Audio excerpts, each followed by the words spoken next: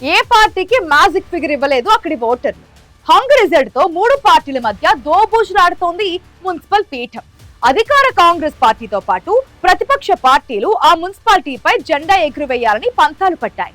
ప్రయత్నాలన్నీ విఫలం కావడంతో సామధాన భేదోపాయాల్లో ఏదో ఒక దానితో ఆ స్థానాన్ని కైవసం చేసుకోవాలనే పట్టుదలతో ఉన్నారు అక్కడి అధికార పార్టీ ఎమ్మెల్యే. దీంతో బీజేపీ బీఆర్ఎస్ కలిసి నడవడానికి ఓపెన్ ఆఫర్ ఇచ్చుకున్న ఒక అడుగు ముందుకు 10 అడుగులు వెనక్కి అన్నట్లే ఉంది అక్కడి రాజకీయం. ఇంతకీ ఆ మున్సిపాలిటీలలో కారు కమలం కలిసిపోతాయా? స్పెషల్ ఆఫీసర్ పాలన వస్తుంది? ఇంతకీ ఏ మున్సిపాలిటీ కహాని ఇది?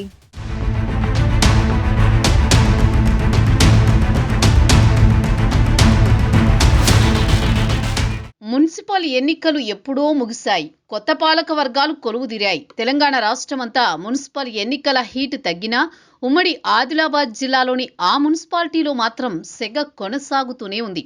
రాష్ట్ర వ్యాప్తంగా 116 మున్సిపాలిటీలకు 7 కార్పొరేషన్ స్థానాలకు ఎన్నికల ప్రక్రియ పూర్తయినా 3 మున్సిపాలిటీల లెక్క ఇంకా తేలాల్సి ఉంది. అందులో 2 ఉమ్మడి ఆదిలాబాద్ జిల్లాలోనివే.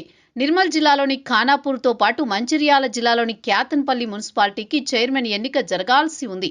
గత నెల అన్ని మున్సిపాలిటీలలో చైర్మన్ల ప్రమాణ స్వీకారం జరిగినా ఈ 2 మున్సిపాలిటీల్లో మాత్రం ఇప్పటికీ ఎన్నిక జరగలేదు.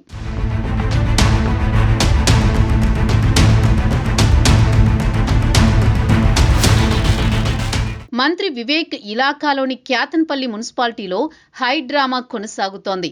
బీఆర్ఎస్ సిపిఐ పొత్తు కుదుర్చుకుని 22 వార్డుల్లో 14 స్థానాలు గెలుచుకున్నాయి. ఆ 2 పార్టీలకు కలిపి మ్యాజిక్ ఫిగర్ వచ్చేసిన చైర్మన్ ఎన్నికల్లో పీఠముడి పడింది. ఇండిపెండెంట్ గా ఓ సీటు గెలుచుకోగా క్యాతన్పల్లిలో 7 సీట్లకే పరిమితమైన కాంగ్రెస్ మున్సిపల్ పీఠంపై కన్నేసింది. కౌన్సిలర్ల ప్రమాణ స్వీకారం తర్వాత చైర్మన్ ఎన్నిక సమయంలో మంత్రి వివేక్ సమక్షంలో కాంగ్రెస్ పార్టీ కౌన్సిలర్ల తీరుతో ఎన్నిక వాయిదా పడగా ఆ సమయంలో జరిగిన అల్లర్లు అరెస్టులకు దారితీశాయి. ఇక ఖానాపూర్ మున్సిపాలిటీలో 12 వార్డులుంటే 4 స్థానాల్లో విపక్ష పార్టీల అభ్యర్థులు గెలిచారు. కాంగ్రెస్ 3 సీట్లు దక్కించుకుంటే ఇండిపెండెంట్ అభ్యర్థి ఓ వార్డులో గెలిచారు. ఇండిపెండెంట్ మద్దతుతో కాంగ్రెస్ సంఖ్యాబలం 4కు చేరినా మ్యాజిక్ ఫిగర్ కి ఇంకా 3 సీట్లు అవసరమయ్యాయి. దీంతో అక్కడ జెండా ఎగరేసేది ఎవరన్న ఉత్కంఠ కొనసాగుతోంది.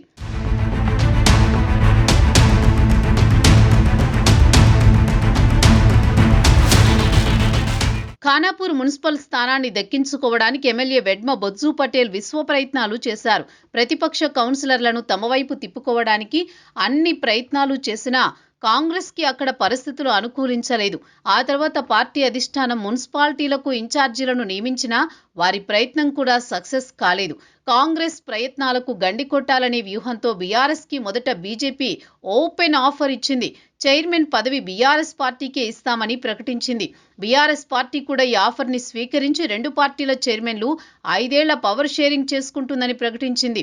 దీంతో కమలం దోస్తీతో ఖానాపూర్ మున్సిపల్ చైర్మన్ స్థానాన్ని గులాబీ పార్టీ కైవసం చేసుకుంటుందని అంతా భావించారు.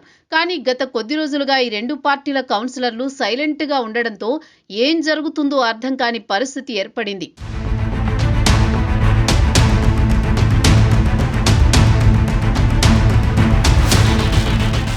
మున్సిపల్ ఎన్నికల్లో పరస్పరం సహకరించుకున్నా వచ్చే అసెంబ్లీ ఎన్నికల్లో తమకు మైనస్ అవుతుందని ఆలోచనలో పడ్డాయట విపక్ష పార్టీలు.